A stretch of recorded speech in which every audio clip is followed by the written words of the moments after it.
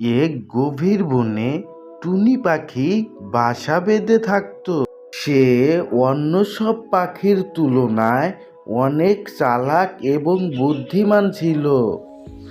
যাই যাই, অনেক খিদা লেগেছে, আর বসে থাকলে চলবে না, দেখি কিছু পাই কিনা। প্রতিদিনকার মতো সে খাবার খোঁজার জন্য উড়ে গেল তার গন্তব্যের দিকে। টুনি কাছেরই একটা ধান খেতে চলে এলো এবং সেখান থেকে বেশ কিছু ধান খেতে লাগলো।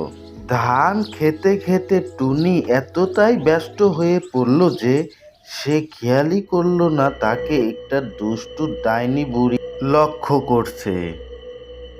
সেই জঙ্গলের ডাইনি বুড়ি মনের সুখে আস্তে আস্তে বলতে লাগে,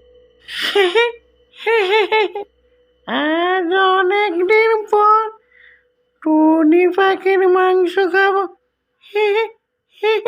যাই, আগে টুনির সামনে গিয়ে একটু মজা করি। দুষ্টু ডাইনি বুড়িটা খবাস খবাস পায়ে টুনি পাখির সামনে গেল। টুনি পাখি বুঝতে পারল সে আমাকে খাওয়ার জন্য এসেছে। তখন টুনি বলতে লাগলো, কি গো জঙ্গলের ডাইনি বুড়ি, তুমি এখানে কি আমার মতো কিছু না পেয়ে ধান খেতে এসেছো? টুনির উত্তরে ডাইনি বুড়ি বলতে লাগে, হ্যাঁ, না না, টুনি বোন, তুমি এত সুন্দর গান গাও, একটুখানি গান শুনিয়ে দাও না। তোমার গানগুলো আমার অনেক ভালো লাগে।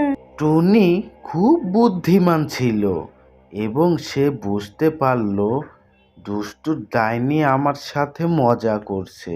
এবং টুনি বুদ্ধি করে ডাইনি বুড়িকে বলতে লাগলো, আমি তো গান গাইবই, তবে আমার গলা শুকিয়ে গেছে, একটু পানি খেয়ে আসি। পানি খেয়ে এসে তারপর না হয় গান বলি। ডাইনি বুড়ি টুনি পাখিকে পানি খাওয়ার জন্য যেতে দিল এবং সে ভাবলো টুনি পানি খাওয়া শেষ করে এসে তখন আরাম আয়েশ করে টুনি পাখিকে খাবে। অনেকক্ষণ হয়ে গেল, তারপরেও টুনি আসার নামগন্ধই নেই। তখন ডাইনি বুড়ি তো রেগে একদম ফায়ার। ধুর, টুনি পাখি আমাকে বোকা বানিয়ে পালিয়ে গেল। কিছুক্ষণ বসে থাকার পর বিরক্ত হয়ে খপাস খপাস পায়ে বোকা ডাইনিটা চলে যায়। আর ওদিকে চালাক টুনি পাখিটি তার বাসায় এসে আরাম করছে। তো ছোট্ট বন্ধুরা, শুধু চালাক হলেই হবে না, বিপদ এড়াতে বুদ্ধি খাটানো দরকার। ভিডিওটি কেমন লাগলো অবশ্যই কমেন্টে বলে দিও, আর লাইক সাবস্ক্রাইব করে দিও তোমরা সবাই।